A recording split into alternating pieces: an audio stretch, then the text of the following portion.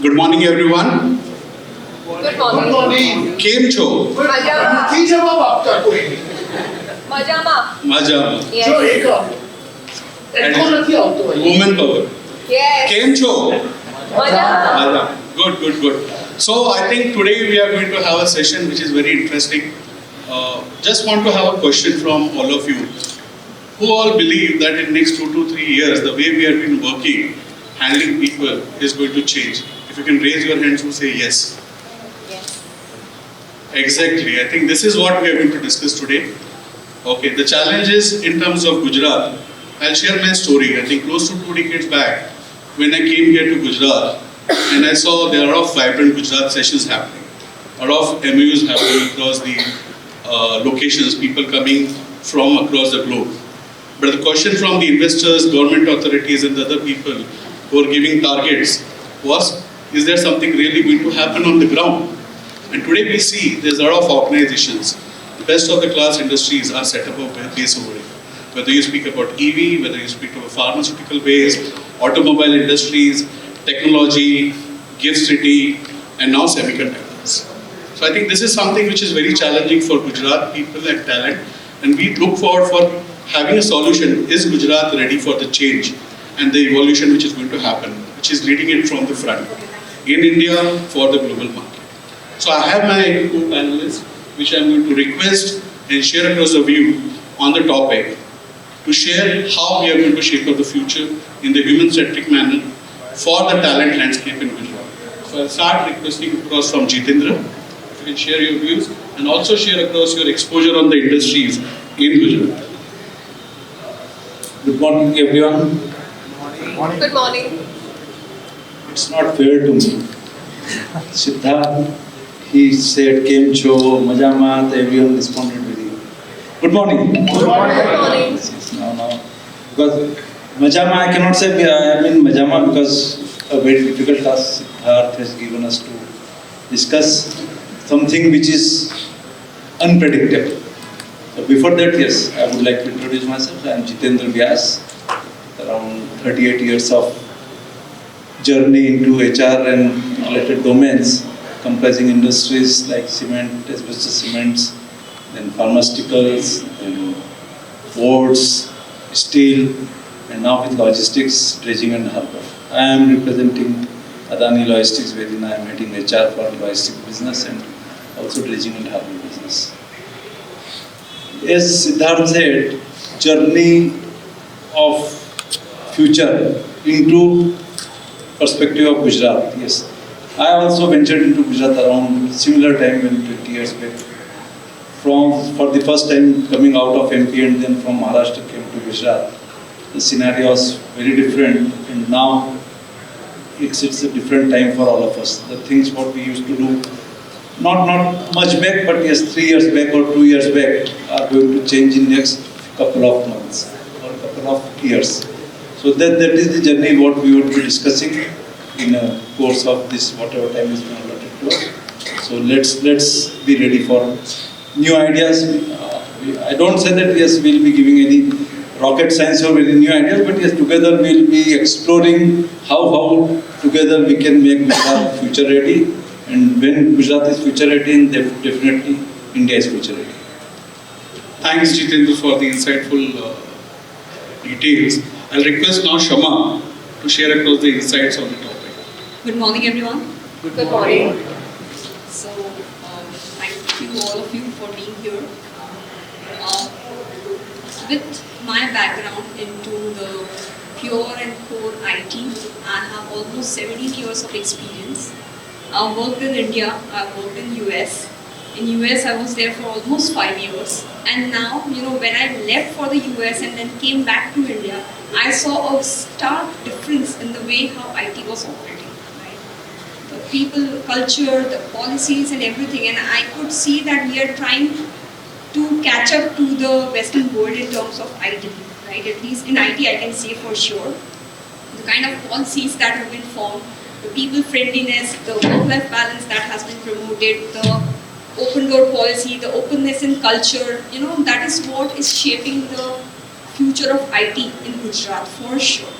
So I feel that the way the hustle is going on, we want to promote Ahmedabad, Vadodara as the next upcoming Hyderabad and Bangalore. I don't see that as a very far vision. It is very achievable in upcoming years, and I think we are gearing up for that very well. And in this discussion, I will be sharing my views of how IT is growing on the various facets of the discussion points that we'll be seeing. So happy to discuss more on this. Thanks, Lord Sharma. Now let me request Mr. Amit to share the insight from the global and the Indian exposure with the rich experience into the petrochem and the oil and gas industry.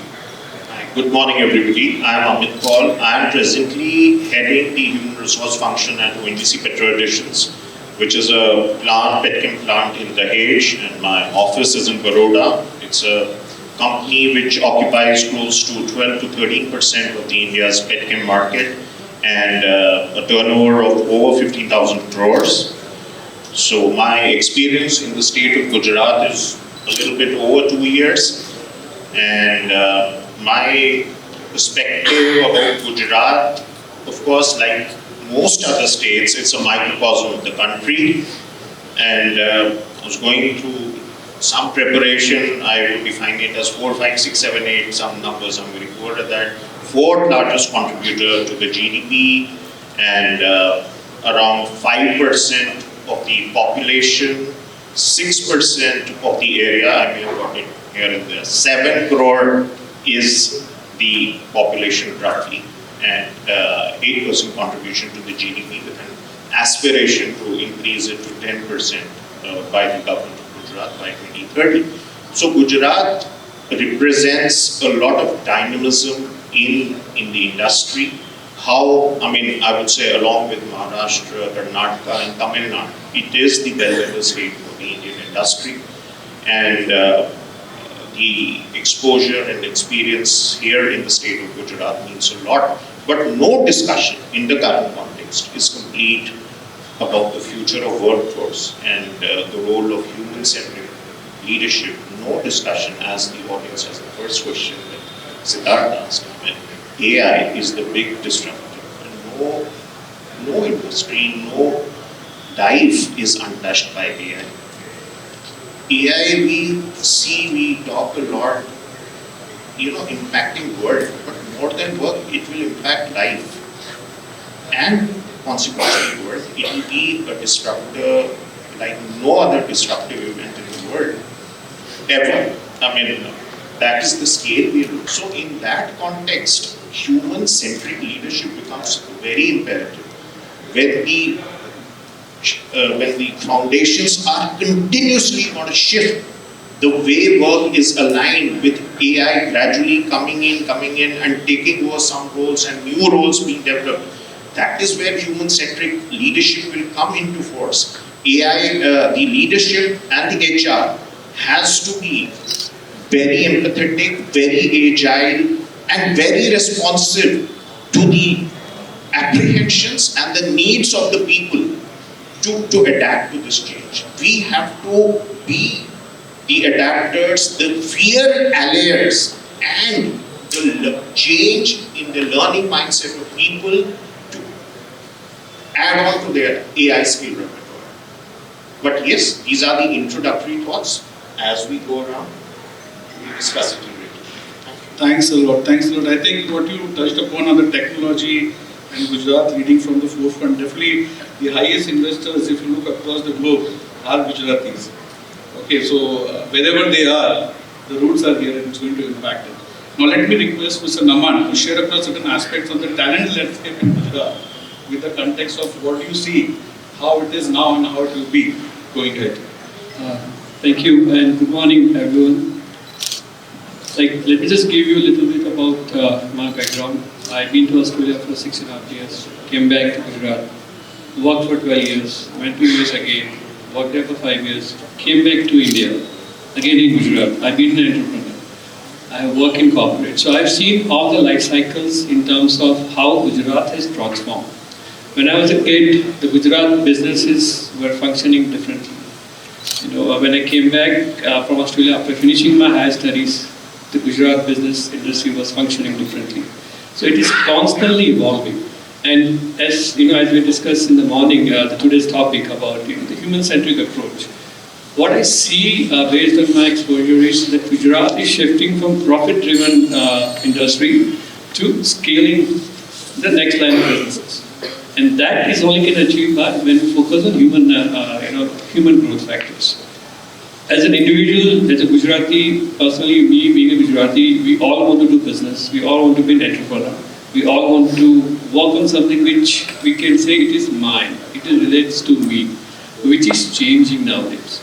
The youngsters want to achieve everything. The millennials, the Gen Zs, their expectation from corporates, manufacturing is totally different. I represent a company called Bura. We are a new startup. It's only 3.5-year-old company in manufacturing. And we crossed 150 CM. It's not something which was done overnight. A lot of hard work has put in. We've been growing in terms of handling the manpower down the line.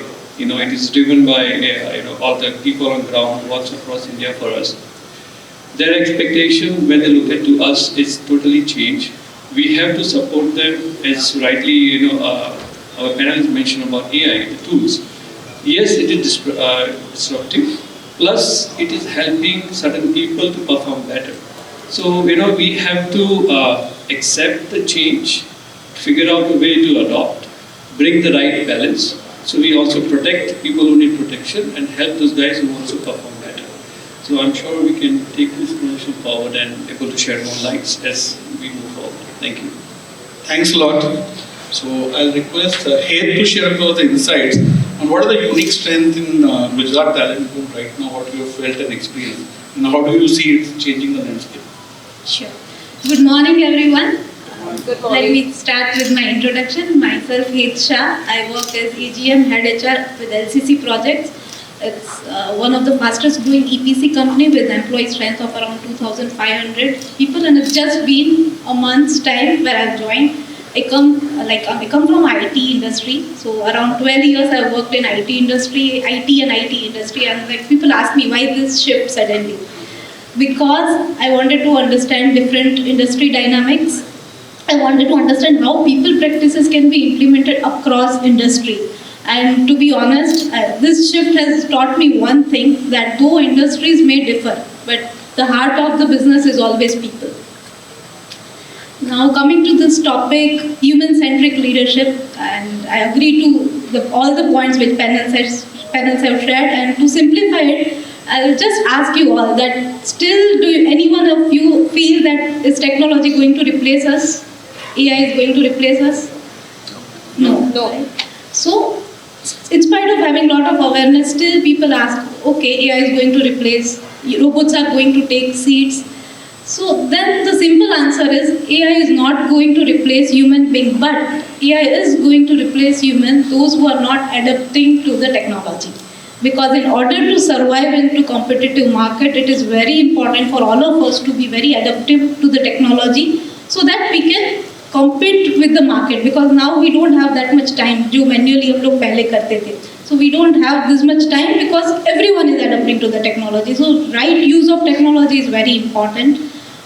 And when we talk about Gujarat, we can't miss, because a lot of my friends and a lot of our companies at different HR from different cities ask that Gujarat में क्या है कि how do you people have a lot of instinct in business. People call as business hub, right? Then I say that Gujarat के DNA में है leadership.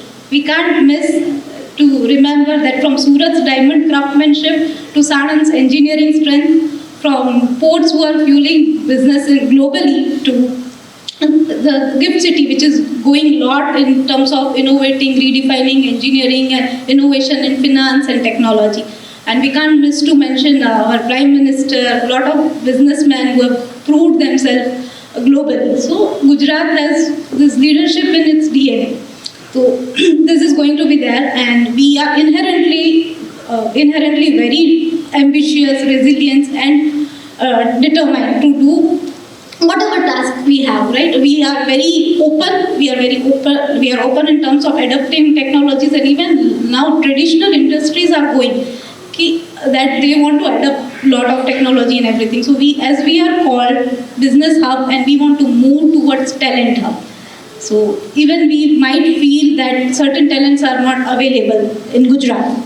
Initially, before when I talk about IT, before few years, it was the case when we wanted to hire people and people want to leave from Gujarat, people want to leave for abroad and people wanted to work Bangalore, Pune. Now people are coming to Gujarat because they want to work in Gujarat. Now Gift City, if we talk about a lot of MNCs, a lot of corporate companies are coming. So that shift has really changed. And today we are looking forward to discuss more on these practices.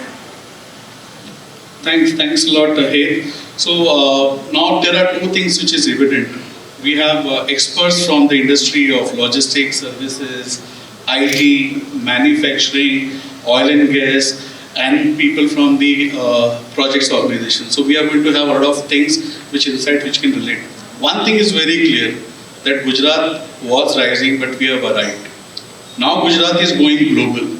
You see the names of the organizations which are coming, the investments which are happening. Dholera, there is close to 1 lakh crore of investment happening by Tatas. Sanand, there is close to 50,000 crore of investment happening by multiple organizations given across by Prime Minister's Semiconductor Mission. If you see, there are how many global people you can see in your malls when you're going in Ahmedabad. So truly there is going to be a global workforce which is going to be here. Now I'll request my colleague Naman to share, like with experts, cultural teams which are going to be operating in office, where you have a Gen Z, where you have a baby boomer, where you have a working woman coming back from the maternity leave, and the expatriates from multiple countries.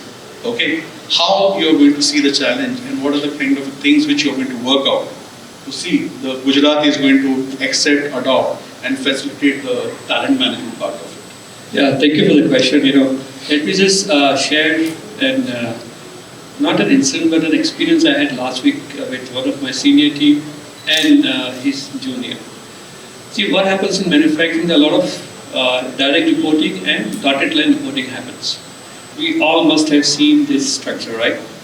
So what I have experienced is the senior guys, who is the leader on his field, having 35 years of experience, was talking to 3 years experienced salesperson. His expectation for him and his expectation from him, it's far apart from each other. He wants him to do certain things certain way. The other person say, why should I do it? People are asking questions, and the seniors are not used to answering questions. So in that scenario, role of HR plays a big role. You don't want any one of them to be dissatisfied or unhappy with the organization. And that's where we have to bring the balance. So the point is that I'm sure this is not only manufacturing related challenge. I'm sure we are seeing this challenge across all the sectors. The best way to handle this type of scenario, what we do is you have to sit with them, counsel both the guys, set the expectation right. You have to let the experienced guys know that be ready for questions, because that's what we are teaching our young kids. That go and ask questions in school. So when they go to corporate, they're going to do the same. They're going to ask questions. We should not feel threatened by when somebody points at you and asks a question as a leader that why you do certain things certain way. Rather, rejecting the question, we should explain them. As a leader, you should explain him or her that why, what was the logic, what was your purpose, and what is an objective behind having this conversation. So by bringing the focus on objectives, that's one way normally we approach in our company, that align the objectives with both the parties, which will diffuse a lot of tension which is happening amongst these Gen Z, millennium, and the old guards. So that's one way which we've been doing it. There are multiple ways to do it, but this is what I feel bring them to centered goal, focus on centered goal, your objectives, your purpose, why you need him and why you need her, and what is the role, and together you're going to achieve. Alone, one thing which I tell all of my employees, there is nothing called personal achievements. There's nothing you can achieve by yourself. You need somebody to hold your hand, guide you, point you, direct you. You may do the hard yards, but somebody has guided you to walk on that particular path. So keep that in mind, respect everybody around us, junior, senior, secondary, and try to learn from each other. And that's the only way that as an organization we can function cohesively and try to achieve the big numbers, what we all want to achieve in our career. Yeah, so that's it. Thank you. Yes, please. Naman spoke a lot about the generational part. Now, diversity, as we see it, every organization will have one predominant, defining mass of individuals. And the acceptability of that predominant group to the others, that is the key of diversity. You have to accept, you have to integrate, you have to collaborate, as he said. You just then synergize, and then resonance will happen. Now, without sounding overly critical, whatever little exposure I have, don't have cross-country exposure within the country. The acceptability to the other is not very high. Diversity across generations, diversity across the gender, across the orientation, across an educational background, across even we talk of neurodiversity. Neurodiverse groups are going to occupy. So what is the acceptability? Because it should not be, we are the ones who are in majority and we take all the decisions, the talent decisions, the financial decisions, and getting together in an informal or formal way, banding together, doing politics, that is something that should be eschewed, and that is the place, that is the point where a progressive HR comes. They need to hit at the very foundation of such anti-diverse mindsets or cultures. And for our country, for many sectors, for many companies, I would say it is a malaise across an industry, across a region. But our preference and our predilection for some people who are like us, that is not progressive, and that we need to let go. Thanks. I think there's a lot of people are able to resonate with the pain areas what Amit just shared. I'd like to touch upon one more thing which organizations are going to face in near future. I'll address this question to Jitendra. You have worked with global people in your organizations, getting people from across the globe and integrating them with culture. Adding on to what Amit mentioned, is it not simple that you are just thinking that you will put policies and things which align because it's just people? So how do you work on the diversity in terms of the global talents coming here and assimilating them into the culture of India and make them comfortable to perform and deliver for business goals? Thank you, Siddharth. And the similar question was asked to me in one of the sessions at Chitkara University, wherein the Chancellor of the university was talking on something different context. Similar on global landscape, what is the most difficult task when you are merging a company with other company, may it be multinational or other things? The biggest thing what from HR perspective comes is the integration of cultures. How? And then it takes me to the some theories what we have studied, and even if it's not theory of HR, when you say any newcomer in Faroe language, when you say okay, inclusion, control, and then affection. So any new entrant to your organization or any new person you are interacting with, first of all you have to include him for your things. As Amit has said or Naman has said, what are the expectations, you set them clear. Be transparent, walk the talk, and most importantly, a generation like us who has been leading people in a particular way of leadership, then they should be more open for reverse mentoring, you say, or for things what you don't know but your next generation knows better than you. I take example from how we used to calculate from a facet machine to calculator to computer to the modern day gadgets, and they were all taught to us by our juniors only. So you have to be very receptive, and when Siddharth is saying global, so yes, that culture, what a person when he is coming from a different culture, the anxiety what we are having, the same level of anxiety or apprehensions he or she might also have. So you have to go to that level and then try to integrate those things. Then definitely the success is all yours. Because unless that reverse mentoring or mutual understanding is not there, जिसको बोलते हैं ना हिंदी में, लोग तुम्हारे वास्ते बीच जाएंगे खुद ही, कुछ फूल उनके लिए बिछा कर तो देखिए. So this is all about that. Thank you. Thank you. So Shama, I have a difficult question for you. Okay, so all the people sitting here and in Gujarat, apart from whether you speak IT, manufacturing, any sector, the Gen Z and their integration and how to handle, there's no rocket science and either there's no solution. Even ChatGPT is not able to give a solution. So how do you suggest and how you have been handling, if you can share something on that? A tricky question for sure, but thanks, Siddharth. So, we being into an IT product-based company, we hire a lot from universities, right? So when you hire straight from the universities, the crowd you get are like the typical Generation Z, right? Who are like ready to hustle, ready to take things on, head on. But what happens is that, they like to question everything, and I don't think that is wrong, right? Because they also, when someone questions, they kind of, set a certain thought process in the leadership's mind and everyone's mind that what's happening, right? So how they are like, that's what I will first touch upon, that, they are the one who like to question. If you tell them something, don't worry, they'll ask you back, are you doing the same, right? I've had cases in my organization where sometimes a trainee will tell his manager that, can you do this for me? So it's not something, unnatural for them. It is something that's a flow of process, that if I'm working for you, why don't you work for me? That's what teamwork is, right? And actually, and they are the one who are, putting that across. But what we do is that right from the day one, when they come, we have a lot of sensitization trainings for them.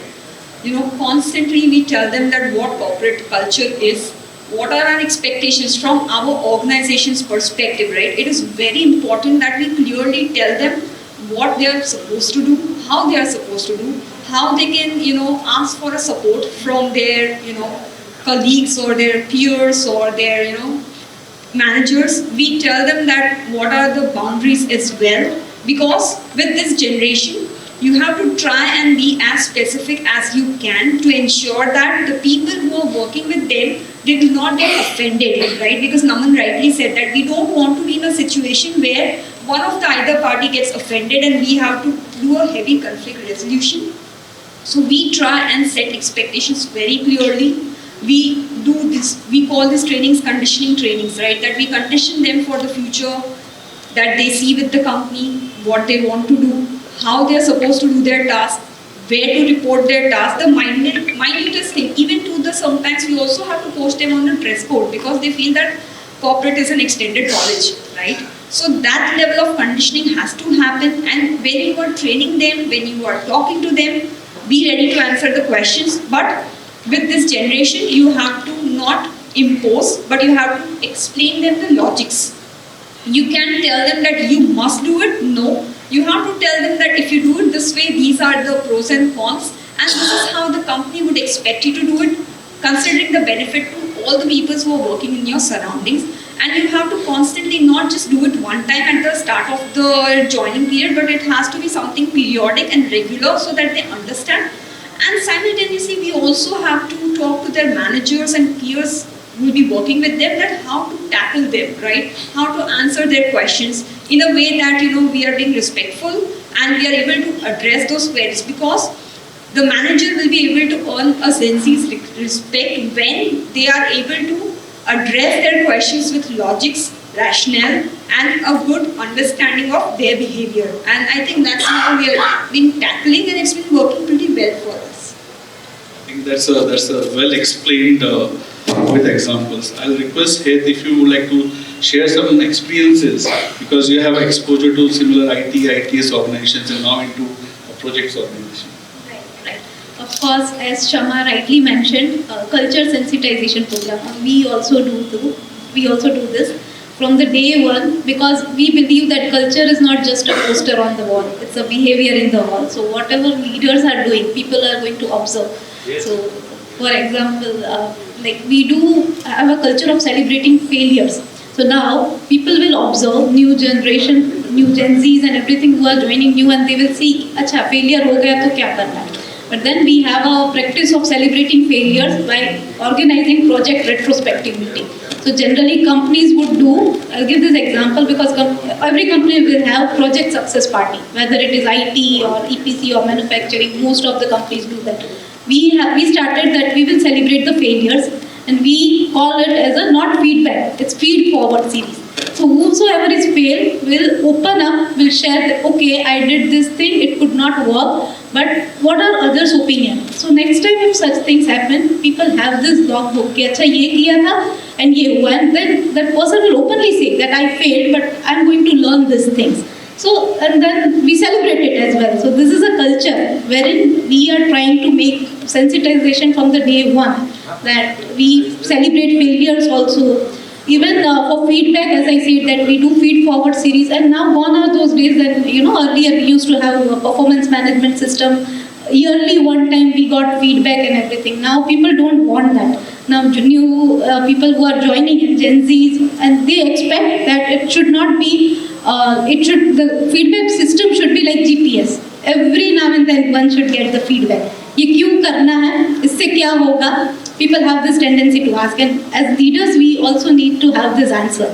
So we started that continuous feedback, peer-to-peer reviews, HR hours. Earlier we used to do one-on-one meetings and everything. Now people don't like that because it was getting so much traditional. So every now and then as HR leaders we also have to innovate our practices also. So these are the things which can really work according to me. Thanks a lot. I think it's a time for getting certain solutions for the challenges which you are going to get ready for. So I'll request Amit now to share some insights on the skilling for the future here in Gujarat or on India. Let's go beyond Gujarat. The kind of talent pool which is required now with the unseen industries which are coming up, and whether it is colleges, academia, the training institutes, we don't have talent across. Just to share across an example, people in the room, you will be very soon seeing across the college their curriculums getting changed. Because close to 80,000 people are required in next 9 months to feed across the setups which are getting set up by government. Semiconductor industry is going to use 80,000 local people, 10,000 expatriates which are going to come across India, whether it is Assam, whether it is Maharashtra, whether it is Noida and Gujarat. And it is starting from Gujarat. So my request to share across an insight with your practical experiences, how do you suggest people in the room, because they will have to collaborate with industry, academia and government to make policies and change the way we are teaching the student and the talent future. Your question is a bit difficult because you said use your experience to say what the future skill imperative would be. Let me tell you one thing to the entire house. Let's stop living in denial. Things are going to change, and things are going to change the way we fear it the most. I'd like to disagree with Ed. You said that AI is not taking the jobs. AI is going to take away job families, companies. We are looking at scenarios, humanless companies. And we're talking of curriculum. You talk about the education industry. That itself is going to change. Many people may not need to go to schools at all. Do you know the size of the creator economy today? In a matter of few years, people sit at home and they make audio, visual, text, and they broadcast it. For broadcasting, which is not permissible for decades, centuries, they do it from the comfort of their home, and the size of that economy is 2 trillion, nearly just half of India's economy. And the scale is going to reach $18 trillion in a decade. So employers and employees who are going to resist all this, they're going to be washed away. Let me tell you that. This is a change. Most of us will be able to see it. This will be a change like something that has never happened before. So AI, digital, data, it's not just the new oil, it's the new oxygen. It's the new oxygen, and if any conference on HR talks about conventional things, we are just touching the tip of the iceberg, and the iceberg is melting really very fast. So, what is the imperative? Siddharth said, what is the imperative?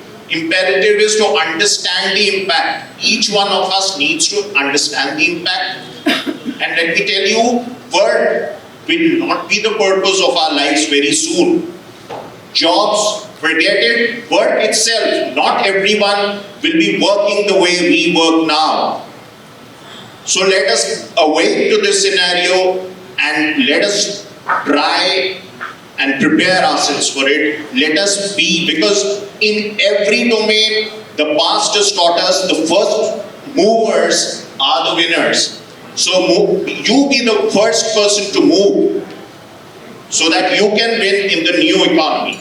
Choose your profession, choose how you make money, choose what you do with your life. Because many things, whether you want it or not, what is being done by humans, it will be done through AI, whether it is agentic AI, whether it is robots, whether it is generative, but it will be taken over, and employers who resist it, those companies will fade and new companies will come. You know what happened to a Kodak or a Nokia or a Xerox. Where was Apple? Where was Microsoft when we were born? They were not there. But now there will be jobs which will come up, there will be work which will come up which we have never known. So let us understand, let us invest our time and let us contemplate, let us collaborate and understand the imperatives. India, unfortunately, is already lagging in the way it has taken up AI. Unlike when it was started during the Y2K and a new IT economy came up, in AI we are unfortunately the laggards. So the onus is on us, on HR and on the young professionals and experienced professionals to take up the challenge and move India fast in the AI race. Already India is seeing a lot of headwinds and tailwinds on the geopolitics as we increase our size as an economy. So a lot of geopolitical shifts are going to happen. So let us, move and find our ways through all this maze and be part of a system which elevates our own selves and our nation and humanity at large. Thanks a lot. I think it's a tough one. You handled it well. I'm sure everyone will get insights because it's required to have action from all of us in the room. Now, one critical aspect which is critical in terms of we need to move government in the system, and it's not possible to do it simply sitting here in the rooms and talking about it. So then another one, top one goes to Naman in terms of are the current skilling and academic ecosystems enough, or what are the reforms which are happening or required? It's very interesting and very important point, especially after what Amit ji has explained. See, there are two ways to look at the situation with academics. There is no question about the content is not being right or wrong, but it's how the content has been delivered, what purpose which we are laying down for our young mind to be trained on. See, there's one thing which I noticed what Amit ji was saying is, yes, AI is going to take a lot of jobs. Yes, AI will disrupt a lot of industries. But as a humans, we have to understand that when we look at, if I give an example of my company, we are mainly focused a lot of things manually. Now we are bringing a lot of AI, new concept, new technology, new tools in it to make everyone more efficient. Okay, we are no longer only focusing on number of manpower which we are bringing on board, but how we are making them effective. This year we are 100% focused on making everyone effective on what outcome they deliver compared to last year, rather than just getting more number to it. Now coming back to the education side, I strongly feel that education in India, what is missing is mindset. Nobody is training anybody on how to think, how to process information which I'm getting from all the sources, tuitions, teachers, neighbors, parents, uncle, aunties and everyone. Everybody is giving a lot of different information to this young brain. He is getting confused. Now the only thing he's relying on is the content which he's getting from the college, universities and school level. So what it does is, the expectation is, in their mind they are not clear about it. They are always confused. When they give interview, they are not sure if this is the right job they want to get. They're only focusing on how do I correct the interview. How do I convince the other guy that I have everything what you need rather than what I have. The honesty is missing. That is my observation. We are, as a people, we are not being honest with ourselves. Try to be who we are, who good we are at. We don't have to learn 10 things and do only one thing which we are not good at. Rather just learn one thing. What he rightly mentioned, that the system will break down. People will not go to school, and I absolutely agree with that thought. We don't need the rigid systems what we have. You know, if I'm good at painting, let me just learn painting for 20 years. I should not be take a doctorate and PhD in some science which I don't like it. The reason this is happening is that's where the mindset comes in. As a parents, as an advisor, as a counselor to our family members, we are more focused on securing their future by acquiring multiple skills. Okay, ये नहीं आएगा आप ये कर लो, ये नहीं आएगा ये कर लो. So you learn 4 things. If you fail in one thing, you can do another thing. So that's the wrong mindset. Why we are training him to fail? You know, I mean, I personally feel that we should only have plan A and leave you all. If you fail, it's fine, create another plan A. You know, it is absolutely okay to fail in life and change courses. You know, during my 22 years of experience, I have jumped around sectors and industries. Not because I was confused, it's because I could deliver in every area, because my mindset was clear. The fundamentals are same, you know, struggle, hustle, you have to give your best, you have to keep thinking how you can do the same thing another way. Yes, once we see a success, we tend to repeat the success, but over the period when the circumstances, the situation change, the success is no more there. I mean, then you get confused, okay, this is how I have achieved where I am, why should I change now? I like to repeat my success again and again, but that's where the world will let you behind. That's where the technology, that's why the resistance coming in. You know, accept the technology, incorporate it. Yes, some people might lose a job, it's too bad.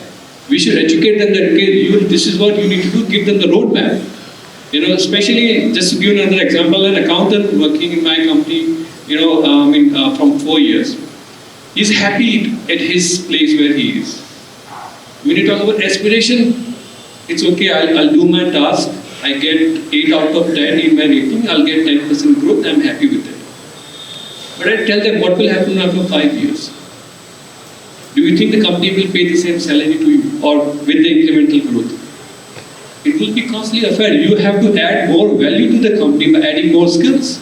And technology is the way forward. You know, just you learn how to use AI tools. Develop yourself.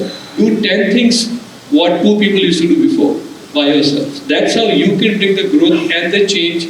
Incorporate yourself with the technology, adopt and grow. And that's what I think the corporates is expecting for all individuals.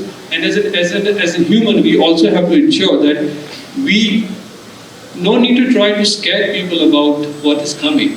It's all about educating them. This is what is coming. You have no other option.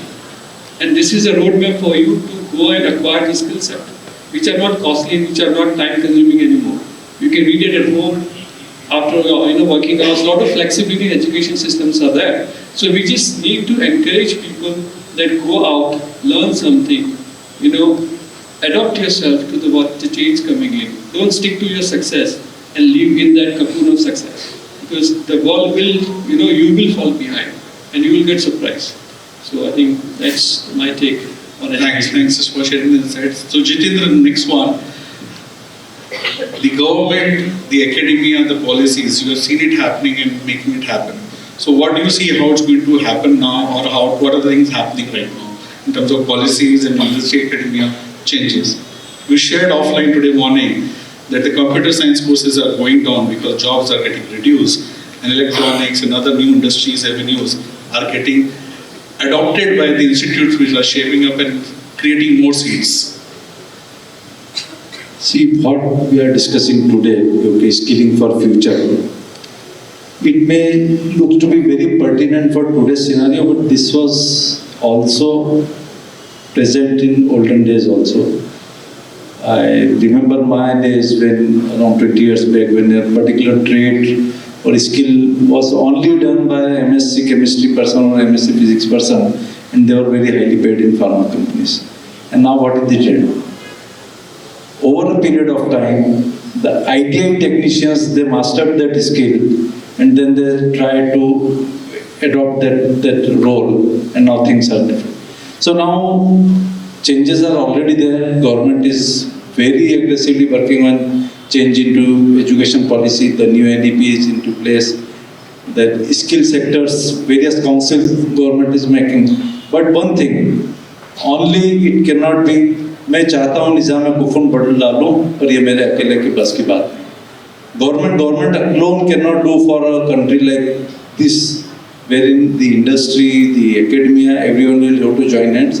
And efforts they have started making. Various companies, they have started putting into their investment into skill university or skill training centers and molding people according to their choice. One of the companies I can name it also, SR Steel, wherein we used to hire metallurgical engineers which were very rare or very limited into numbers into the entire country. Then we decided, okay, all the diploma engineers, they should be trained for 6 months or particular period of time with a particular course curriculum, and they were all metallurgical engineers. The skill was taught to them. So the industry is going on to those lines. In various other companies also similar type of initiatives they have been taken, and government is also promoting that. So I don't feel that there will be a big mishap into this area wherein we are into a vacuum. But yes, talent struggle is going to be there because, and especially when you talk of Gujarat, in Gujarat we are already having an advantage of all the industries over here. So the talent profile, talent mix is also going to be there, and the jumping of talent, like Naman said, one skill to another skill, how do a person multi-skill, that's going to be there. But I don't see any dark lines. Yes, positive and silver linings are there. Only thing is, all the sector they will have to join hands. Great, Sharma. So the integration part of the AI, how it is shaping in your organizations, because IT is at the core of it. How it's impacting you, and how do you see it's going to impact the other sectors? So, AI is something that is not, alien from IT for sure, right? So now, if I talk about motor data, we have a clear mandate from the CEO that everyone should be using AI. Try how it should be done, figure out. We have AI trainings, agentic AI, all the trainings, native AI. We are doing such trainings to ensure that even the admin assistant knows that how to use AI. That person could be using AI for as simple as drafting smart emails to the third-party vendors, right? But it is something that has been ingrained and hammered. I would also use that word hammered into our DNAs just to ensure that we as an organization are scaling up. Because being a product-based company, the real profit you'll be able to see the revenues when you have a leaner team and a greater revenues, right? And that is going to be, similarly been replicated in other industries as well. And how do you use AI to ensure that your productivity gets boosted by 50%, 60%? The menial task that you're doing can be replaced by something as simple as AI, that someone is spending 10 minutes on writing an email, 2 minutes ChatGPT, email format is and template is ready, right? I'll give you an example of my recruitment team. We've been using certain tools that which are connected to LinkedIn. Let's say if you do not have, which happens in most of the companies in Ahmedabad, that mid-sized companies that do not have the recruit rights or the premium rights of hiring on LinkedIn. So what happens is that they search for a skill as simple as .NET. Hundreds and tons of pages will come up, and each page will have 20-25 profiles. For a recruiter, after 10-12 pages, they will get exhausted and they'll drop that. Now with this AI tools, what we do is that AI tool is recruiting.net. What happens is that you just put the skill over there, and within like seconds, it will generate that what skills you are looking from. It will connect with the LinkedIn and give you those profiles which would have, you could have taken 2 days to scroll through all the pages. Within 5 minutes, your work is done, right? So that is the power of AI. AI is here to enable you, to scale you up in a very sustainable manner. So there's no escape from it. You have to use it, but you have to use it in a very mindful manner as well. But that's a delicate balance that we as a organization we are trying to manage. But AI is very critical. I mean, we have some OKRs which are aligned to teams to what extent they are using AI and how much productivity is also boosted for them. So that's how we've been doing the AI business. Thanks a lot. So let me shift the focus from this audience to this audience. I'm sure there are a lot of thought process questions what you're facing. So I'm opening the floor for the question answers, which will take it now. I'm Santosh Sahu. We have started an organization 7 years back. So can you guide me, because you all are, stalwart in this HR and all. So being a traditional organization where, the average age is 45 years, how do you expect to, how to start this AI, in an organization? How to AI culture can be, started? Or how you have done in your respective organization? And you would like to take it? I'll give a very simple example because I have also worked in a similar kind of industry in previous one of my past company. So 3 things which I will say: digital literacy, because that are the skills which are upcoming. Now each and every one of us, whether we talk about leaders, whether we talk about mid-level staff or junior staff, one is digital literacy, and we can use various methods like reverse mentoring or knowledge share, peers sharing reviews and everything. But digital literacy is must. Second is adaptability, because a lot of people will have that मैं तो ये कर रहा हूँ, मुझे नहीं सीखना है. So we have to be very sure as leaders that entire organization has the culture of adaptability. And third is resilience. Even if people fail, they should not fear. They should have the bouncing back attitude. So as leaders, we should be able to develop 3 things: digital literacy, adaptability, and resilience. Thanks. Shama, you like to add on? Just to ensure that if you are, introducing AI in your company, what could be done is that as a, founder or as a top executive, you can start with couple of targeted tools that you think would work well for them. Maybe it could be 4-5 tools, and then you start training your team on that how to use that. That will, like he mentioned, it will help in the adaptability. Since now they will know the tool that they have to use, because if it's not an IT company, then I would want you as a leader to introduce the tool to them rather than them figuring it out, right? Introduce the tool, help them understand how to use it, what are the benefits, and how it will help them, So when it's very important for people to see that what's in it for me. So when that factor comes in, they will be more than willing to use it, and when others will see them using it, they'll also come and ask, what about us? Why don't you bring something for us, right? So with a small action, you'll set the ball moving. Thank you. Just to add on in very simple way, Santosh ji, we all are experiencing AI in a way or another. Forget your workplace, your mobile, your Facebook, whatever social platform. So make that thing aware to those people also. Because you are already using the benefits of AI, why not you extend yourself? Then it will come. Toji, you are your own venture, right? So my suggestion again, just go back and think, what is something that will help you multiply your top line or bottom line 10x. Just think about it and just think out of the box. What is one thing that will help? And then any solution, just try having an understanding. Go to an AI provider. Is he providing that? You have to stay ahead of the curve. Don't see what the competition is doing. Competition has already done it. The time they have taken to bring it to the point that you are able to understand it, they are 5 years already, you are behind them. Start something new. For all employers or employees, just one mantra is there: stay ahead of the curve. Especially with this avalanche of AI, just coming right behind you. Don't think an A-list education is going to sail you through. I'll give you my own example, my own sibling from a top-ranked A-list IIT and then a top-ranked US institute, working in the best of companies, Qualcomm, Amazon, risen to the position of vice president, and then he lost his job.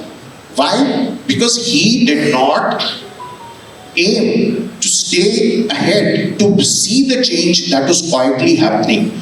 There is a change which is happening. Don't think your degrees are going to see you through your job, and don't think the model that you have is going to see you through for what has gotten you there, what is giving you a revenue X and a profit Y. It will not sustain. Just see, and definitely any solution for your growth, whichever sector you are, even if you are selling, you have a kirana shop, it lies in AI. And the sooner you adopt it, the sooner you integrate it, the better for you. Another thing, with all the uncertainty in the job market, don't wait for your job to go or to it be threatened. Try from day one. Try to find ways and means to create economic value from your own self. Try to think how you can start a venture, because now you may not need a lot of real estate, you may not require brick and mortar, you may not require funding, you may just go and start. You just have to have the smarts rather than the skills to do it. So have faith in yourself. There is a lot of things opening up. You just have to, find the right way to approach it. Thank you very much. I think in the interest of the time, I'll try and conclude. It's about high tech versus high touch, whether in Gujarat or across India. We are looking forward for defining how it is going to shape up. But the clarity which comes into this room is technology may not define the industries. People here in Gujarat, in India, is going to make the difference. Thank you everyone for your participation and sharing the insights. Thank you. All right, thank you so much. Thank you to all the panelists. Give them a big round of applause once again.